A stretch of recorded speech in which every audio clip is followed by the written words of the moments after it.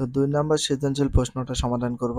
দেখো, তুর্য দৈনন্দিন জীবনের বিভিন্ন ঘটনা নিয়ে পরীক্ষা-নিরীক্ষা করে থাকে। একদিন সে বাসায় একটি ভারী টেবিলের সামনে চেয়ারে বসে টেবিলকে টানতে শুরু করল, কিন্তু চেয়ারসহ সে নিজেই টেবিলের দিকে সরে গেল। পরের দিন সে একটি মার্বেলকে রুমের মসৃণ মেঝেতে নির্দিষ্ট বলে গড়িয়ে দিল। এরপর বাসার বাইরে পিচের রাস্তায় একই মার্বেলকে একই বলে গড়িয়ে দিল। তখন এটি তার চেয়ে কম দূরত্বে অতিক্রম করল। ক নাম্বার, নিউটনের দ্বিতীয় গতিসূত্রটি কি?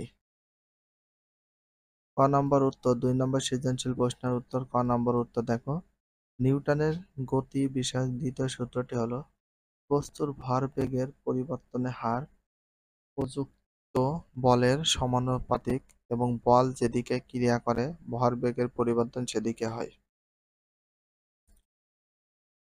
খ নাম্বার, জড়তা বলতে কি বোঝায়?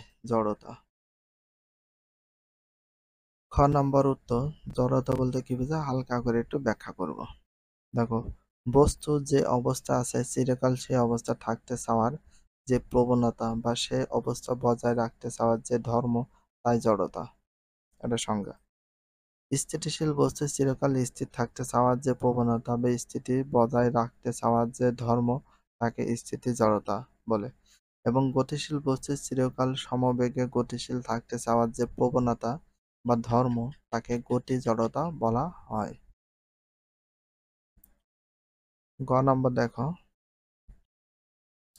চেয়ার সহ তুর্য টেবিলের দিকে সরে এলো কেন? ব্যাখ্যা করো।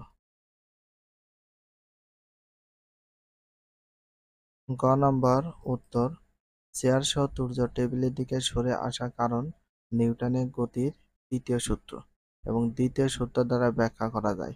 নিউটন তার গতি বিষয়ক তৃতীয় সূত্রে বলেছেন, প্রত্যেক ক্রিয়ারই একটা সমান বা বিপরীত প্রতিক্রিয়া আছে।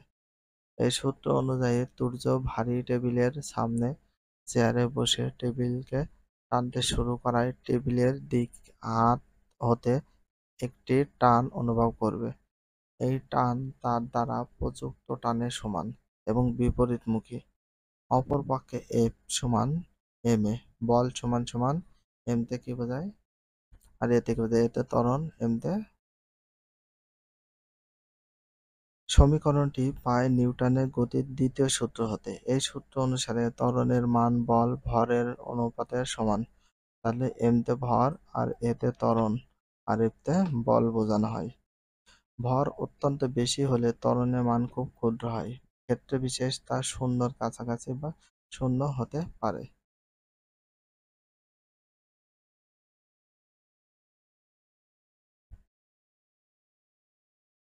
তুর্য টেবিলের উপর যে টান প্রয়োগ করে তা টেবিলকে নড়াবার জন্য বা গতিশীল করার জন্য যথেষ্ট নয়।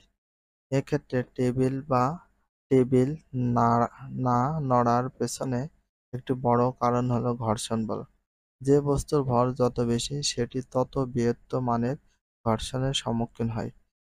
টেবিলটি অনেক ভারী হওয়ার কারণে বা অনেক ভারী হওয়ার কারণে এটিকে নড়াতে প্রচণ্ড মানের ঘর্ষণ বল মোকাবেলা করতে হয়, যা তুর্যের প্রযুক্ত বলের পক্ষে সম্ভবপর ছিল না।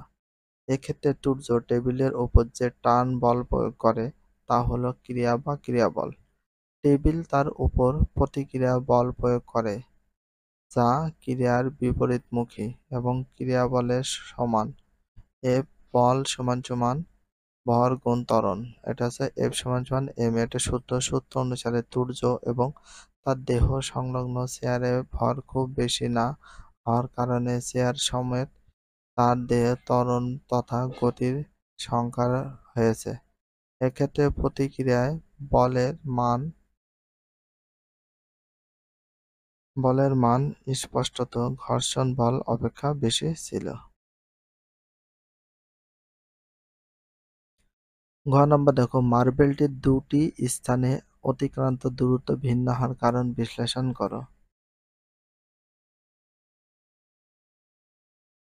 ঘ নম্বর উত্তর, মার্বেলটির দুটি স্থানে অতিক্রান্ত দূরত্ব ভিন্ন হওয়ার কারণ হলো ঘর্ষণ বল বা ঘর্ষণের তারতম্য। আমরা জানি দুটি বস্তু পরস্পরের সংস্পর্শে থেকে যদি একে অপরের ওপর দিয়ে চলতে চেষ্টা করে বা চলতে থাকে, তাহলে বস্তুদ্বয়ের স্পর্শতলে এ গতির বিরুদ্ধে যে বাধার উৎপত্তি হয় তাকে ঘর্ষণ বলে। যখন কোনো বস্তু অন্য বস্তুর উপর দিয়ে চলতে চেষ্টা করে, তখন ঘর্ষণ বস্তুটিকে থামিয়ে দিতে চেষ্টা করে, অর্থাৎ ঘর্ষণ সর্বদা গতিকে বাধা দেয়।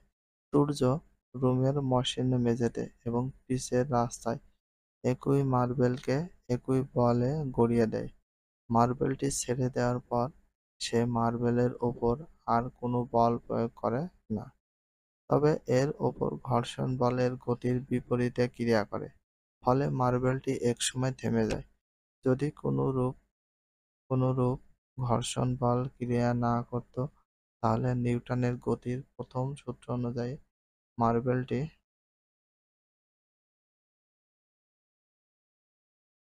চিরকাল সুষম গতিতে চলতে থাকত।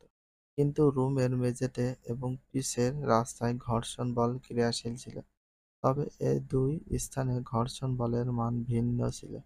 রুমের মেঝেটি মসৃণ হওয়ার কারণে এখানে অনেক কম মানের ঘর্ষণ বল ক্রিয়াশীল ছিল। পক্ষান্তরে পিচের রাস্তায় ঘর্ষণ বলের মান ছিল বৃহৎ মানের, তাই রুমের মেঝেতে মার্বেলটি বেশ কিছু পরিমাণ দূরত্ব অতিক্রম করলেও পিচের রাস্তায় কম দূরত্ব অতিক্রম করল।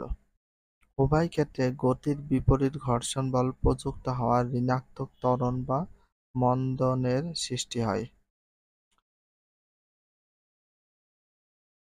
F = ma, এতে বল = ভর গুণ ত্বরণ। সূত্র অনুসারে m মন্দনের মান নির্ভর করে ঘর্ষণ বলের উপর। পিচের রাস্তায় ঘর্ষণ বলের মান বেশি বলে সেখানে মন্দনের মানও বেশি। ফলে মসৃণ মেঝের তুলনায় পিচের রাস্তা মার্বেলের গতিবেগ অধিক হারে হ্রাস পেয়ে অল্প দূরত্বের মধ্যে মার্বেলটি থেমে যায়। ভিডিওটি এখানে শেষ করছি। যদি ভিডিওটি ভালো লাগে চ্যানেলে সাবস্ক্রাইব করে ফলো করে দিও, তার সাথে একটা লাইক এবং একটা কমেন্ট করে দাও। নেক্সট ভিডিও পাওয়ার জন্য অবশ্যই বেল আইকনটা অল করে রাখো, যাতে নিউ ভিডিও আপলোডের সাথে সাথে সর্বপ্রথম তোমাদের কাছে নোটিফিকেশনটা পৌঁছে যায়। If you love this video, please subscribe my channel, like, comment, share, hit the bell icon for getting next video. So everyone, take care, love you, আল্লাহ হাফেজ, বাই বাই।